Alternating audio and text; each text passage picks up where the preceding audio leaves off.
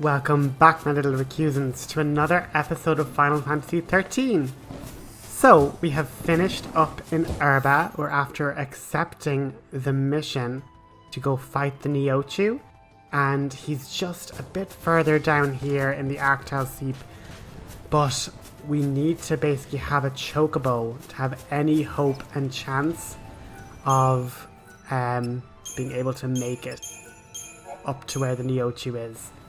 Now, we are going to be using Death. We are going to be using Vanille's Death spell to make this a little easier, because we have no hope of doing it in this chapter without the use of Death as a trick.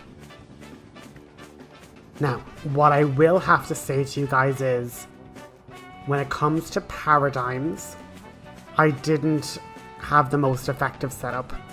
As in, I kind of had the stage 1, which is basically where you're going to have to use Sentinel with a Sentinel, whether it be Fang or Snow, or Lightning, as I've leveled her up in that.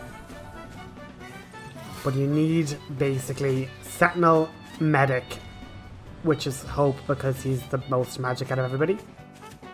And then you're going to also need Vanille, obviously, as your party leader. And many different issues can happen with this quest if things don't go right.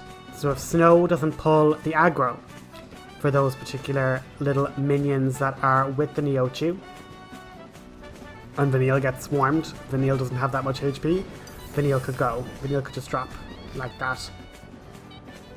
If Snow gets too overwhelmed, and we don't have the right accessories for him, which I will show later in the video. If we don't have what are known as general belts, which basically give a percentage resistance to physical damage, then, you know, we're under pressure and Snow can drop really quickly. But in terms of locale, once you get to that ring of seat stones there, you're going to just have to run a bit to the side there and then make your way up and over to the upper ledge here. And because you have a Chocobo, you're able to activate the little jump spot. These are Chocobo jump spots basically. And the Neochu is up and around the corner here in this little darkened area. But we are going to spend an awful lot of money because we're going to need to upgrade Snow's weapon. We're going to need to upgrade general belts so that Snow will be able to survive the onslaught that is about to come upon him. We need to upgrade them all to max level. And we need to make sure that 1, we can buy the accessories, 2, we can upgrade the accessories to max. Like, there's just an awful lot. But here is the Neochu itself. And I go in with a different party, and this is not advised because we don't succeed, is basically the long and the short of it. So I'm then here looking at, you know, okay, let's try use Snow with an unupgraded paladin and, you know, still points in his Crystarium, things like that. So like, he's not at the maximum capacity at the moment. And we're just seeing if we can just get some more points through on the Crystarium here, but all in all, this is going to require luck and death to work out. And so here's just a quick example. With Hope being absolutely destroyed instantly. Like, instantly, Snow didn't pull enough aggro, Hope dropped like a sack of potatoes. And Snow having no resistance to physical damage. Snow is being attacked really heavily. But his steel guard is working. You know, the damage reduction is happening. That's good. And what does help is the Imperil status. It's the only status Neochu can have. And basically, when Imperil's on, it increases the chance of death inflicting. But we've stabilized a bit now. Once he lowers all the stuff as quickly as he can, it's up to Hope to keep Snow alive through everything, which he can do. It's just a really difficult start. And unfortunately, if Vanille doesn't get death to work before he casts Bellow, you basically have your game over and you're going to have to retry. And there we go. It's over. Is it really over?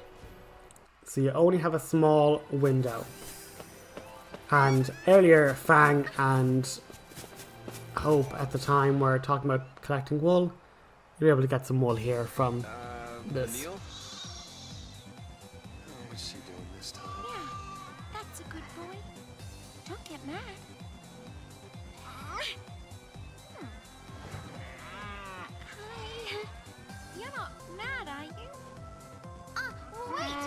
It just needed. What are you doing? Stop that! All right. Sorry about that. No hard feelings, huh?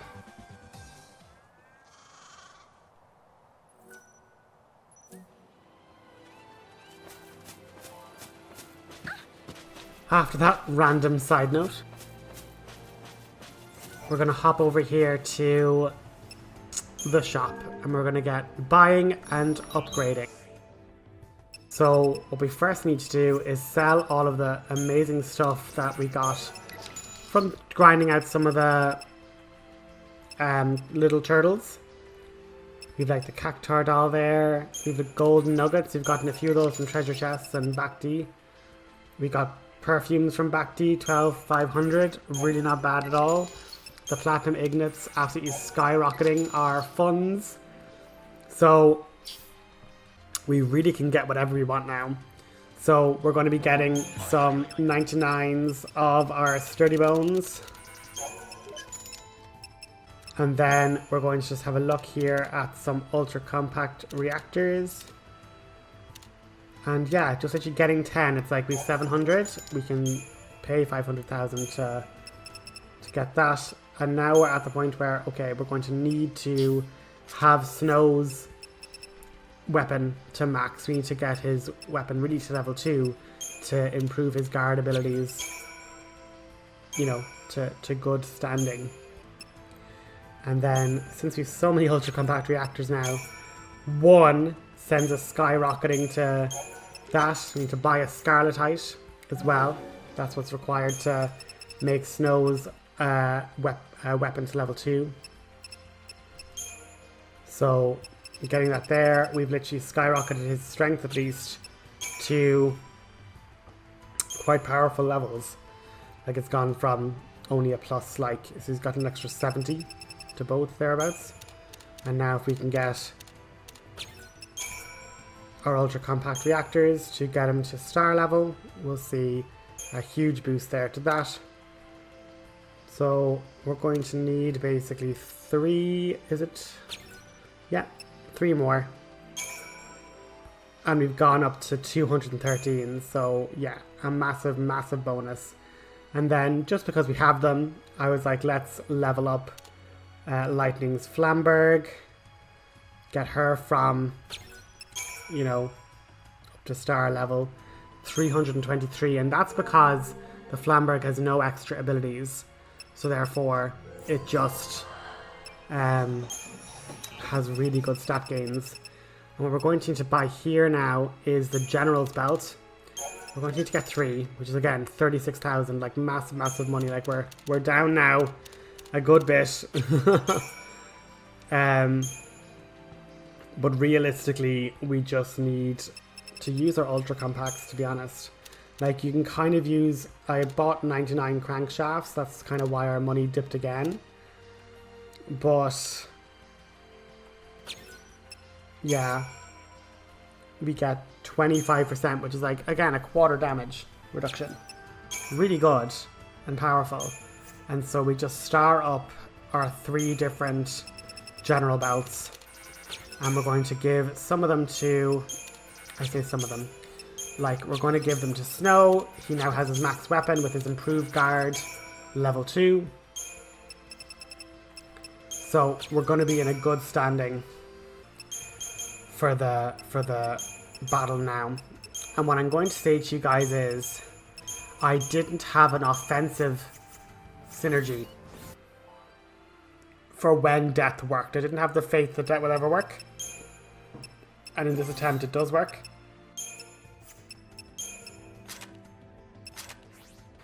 And the problem is, because I didn't schedule in like a double Ravager Sentinel or even a Ravager Medic Commando or something, the tail end of this fight becomes an absolute slog. But what we do need to do is, I originally gave Snow all the general belts, and then what can happen to Hope is Hope can actually end up dropping, which isn't great. So I gave him and Vanille just one, and Snow one general belt each, just to give them all that little physical reduction. And I'm going to also give him the protection accessory, so he has protect at the start of battle. And we're now just going to put some Imperil on, because Imperil helps death work. We're going to make sure we're targeting the Neochu, because it can happen that we end up targeting little seedlings, and that's not great. And now at this point it's just death, death, death until it works. But you can see here that the damage reduction is doing a lot for Snow. And we're just, thankfully, because of the Belladonna wand and the Neochu has no real way of removing the debuff. So we just have that constant bonus to our death working chance. And we just have to make sure that Snow stays okay. And relatively quickly, here we have just the little the little Pikachu's. And now you see I didn't have any sort of way to turn on offense. We can put up Protectra, so like Hope can keep putting that on, and you see if I have haste and a bunch of other good synergy buffs on, all I really needed was one good offensive one and it would have been a lot quicker to deal with. So unfortunately this next bit is a tiny bit of a slog, because all we really have is Vanille being able to use like Imperil Gas and stuff. But the gas spells is like an AoE thing, so it will actually hit every single enemy. So it is a good little chip damage, but again, the unfortunate thing is it's chip. Like if Vanille also had like a Ravager bit here, we could end up doing so much. And I'm actually like, I'm only after really thinking of it literally just a second. But what could have been really useful is if Vanille just summoned, because she could have just done so much damage with her Eidolon. But I just never think to summon. It literally only entered my brain now. So if you're in a situation like me where it doesn't work out, you can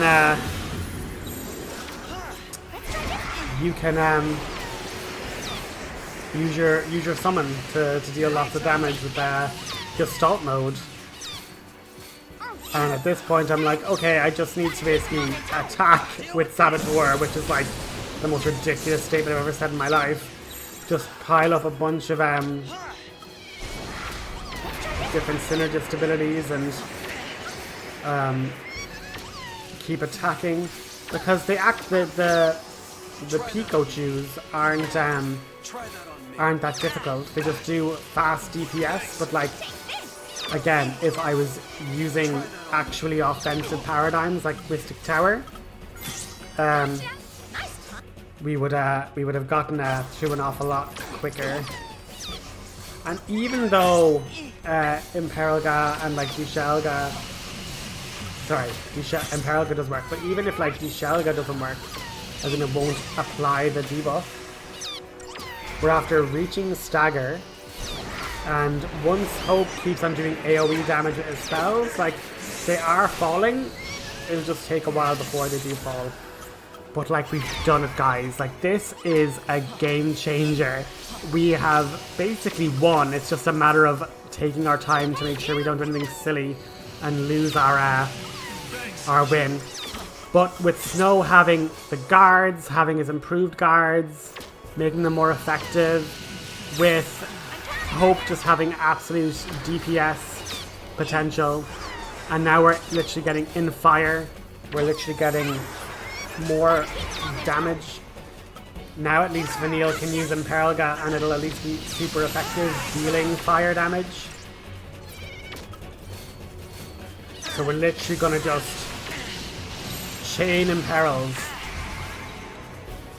And just see there, like once, if any of the little seedlings lose their challenge to Snow, we're in big trouble, and we need to stay like conservative in terms of keeping it slow, making sure we have like renew and stuff if things get really dicey. And one other thing I will say is, if you do ever have someone else drop, summoning revives all your party members and brings them in at full health and no debuffs, so they have no buffs either, but it's a good way to Hail Mary it through, you know? But yeah, like they're so weak now at this point that realistically we're gonna have them sorted. We just need to keep Snow topped up. And as I say, even if we had a paradigm where Vanille was medic and Hope could just continue doing DPS, we'd be doing great. But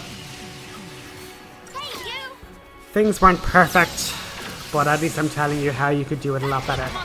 But the one good thing I will say is we do get 5 stars because the game does not expect you, without death means, to be able to do this. It literally is like, no, it'll take you a half an hour of like slow attrition, and like that'd be even exemplary to be able to do that, you know? But yeah, like Blizzaga, Eroga, like Hope needed to be using his gas spells way more, just because it lifts them up, it like interrupts their attacks and stuff. I'm counting on you.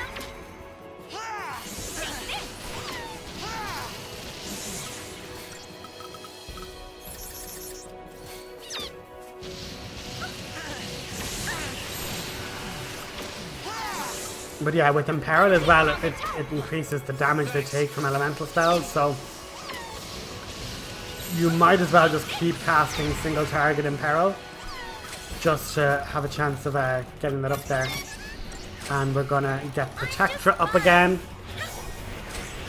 just to keep our defenses super high. But obviously having that on Snow is even better, because obviously he'll take a very little damage then. But with us being able to take the growth egg into Chapter 12, we have so many mandatory story bosses that give huge chunks of experience. So that'll really let us just save up EXP to throw a huge amount of energy into our final level ups once we complete the game. Because the final Crystarium expansion comes on completing the game. And yeah, like 62,000. Mission complete, 5 stars, growth egg. Absolutely fabulous. And as if to add insult to injury, if you go further down this little area, you can end up finding basically a normal Ochu. And the game even frames this as, oh, this is like a really intense fight. And it's not intense, but it's nothing compared to like what we were up against there before.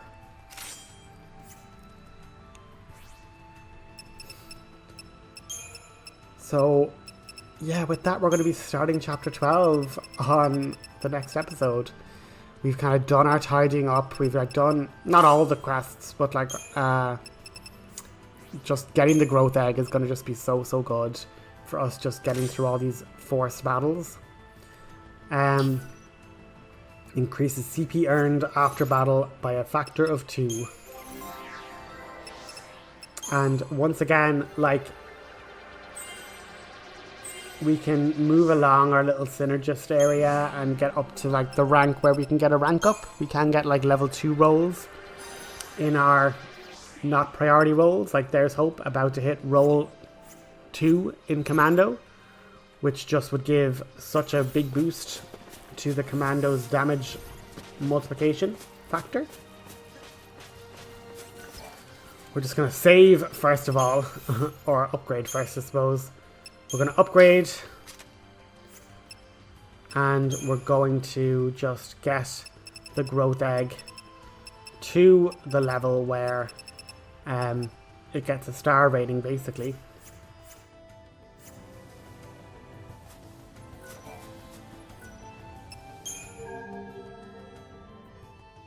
I'll show you a quick fight with the Neochu. It's basically the exact same fight except the stats are much less. So it's a lot easier to defeat, and I also have better paradigms set up because literally I was sitting there being like, why don't I have Ravager, you know, why don't I have Mystic Tower for Ravager Sentinel, or like Relentless Assault, like just something, just so when, you know, it's not so bad and we're not like at death's door, we're able to like, you know, do the quick cleanup of the little seedlings.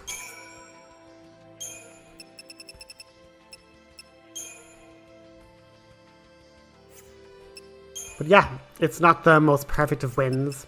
Some people I know go in and they're like, low stats, no shrouds, no death, and they're able to like work it in such a way that you end up getting through that fight with like no issues or no need to use death. You can actually like do it properly, I suppose. But if you go up here, you end up getting a cutscene because you're like, oh, there's a little seedlings that we saw before. But we get a cutscene of like a big Neochu being like, yeah, no, you're not coming near my kids.